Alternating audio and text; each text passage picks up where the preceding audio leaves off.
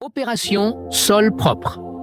Le jour où Ibrahim Traoré a défié les États-Unis. Le soleil n'était pas encore levé sur Ouagadougou, mais déjà, l'atmosphère était électrique, presque irrespirable. Un vent sec balayait la ville, comme pour annoncer l'arrivée d'une tempête. Une tempête politique, une onde de choc. À 5h46 du matin, les portails massifs de l'ambassade des États-Unis au Burkina Faso se refermèrent dans un claquement sec, brutal, inhabituel. Ce n'était pas un incident technique. C'était le début de quelque chose de grave, quelque chose d'historique. Dans les couloirs austères du bâtiment diplomatique, les téléphones se mirent à sonner les uns après les autres. Une symphonie d'urgence, des alarmes silencieuses, des appels classés ultra prioritaires. Les diplomates couraient, chancellent, perdent leurs repères. Les visages sont tendus. Les costards, soigneusement repassés quelques heures plus tôt, se froissent sous la panique. 6h02. Une enveloppe rouge, marquée d'un sceau noir, vient d'être remise en main propre à l'ambassadeur américain, par un émissaire burkinabé, silencieux, inflexible, le regard dur, vide d'émotion. Dans ses mains tremblantes, l'ambassadeur ouvre l'enveloppe. À l'intérieur, une lettre manuscrite. L'écriture est ferme, droite. L'encre noire tranche avec le blanc immaculé du papier à en-tête du gouvernement burkinabé.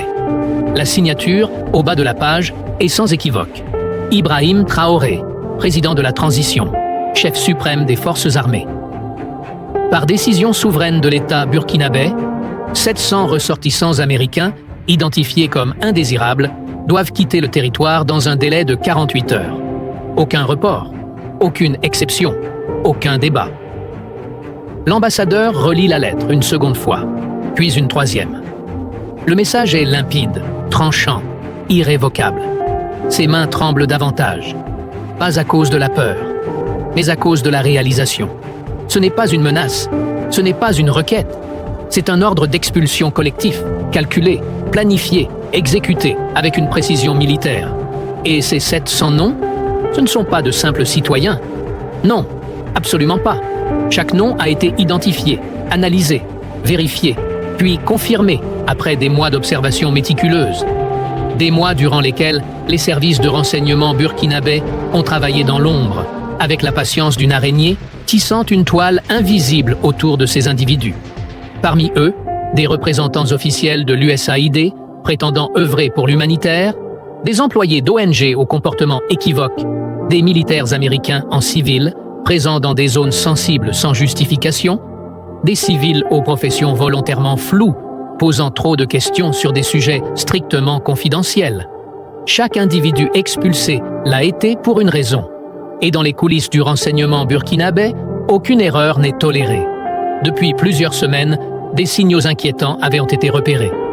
Des réunions nocturnes dans des hôtels de luxe entre étrangers. Des appels cryptés vers des destinations exotiques, Qatar, Pologne, Rwanda.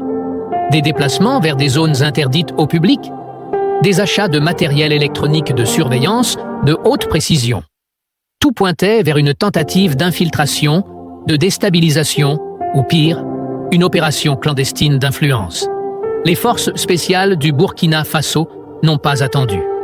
À 3h50, alors que Ouagadougou dormait encore, plusieurs escouades de commandos étaient déjà en mouvement. Chaque unité avait une cible. Chaque cible, une fiche détaillée, un plan d'exfiltration, une procédure.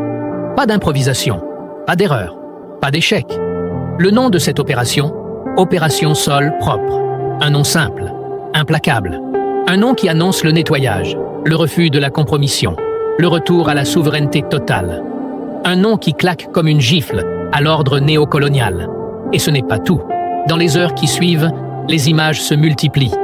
Des files de véhicules banalisés quittant les zones résidentielles huppées, des agents de sécurité escortant des étrangers visiblement surpris, des caméras coupées, des serveurs saisis, des communications interrompues nettes.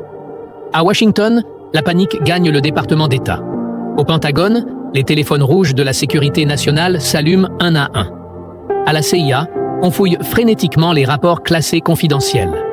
On tente de comprendre comment cette opération a pu se dérouler sans fuite, sans bruit, sans alerte. Mais la réponse est simple. Ibrahim Traoré a pris les devants. Il a agi avant qu'il ne soit trop tard. Il a refusé de laisser son pays devenir un terrain de jeu pour les ambitions étrangères. L'Afrique observe.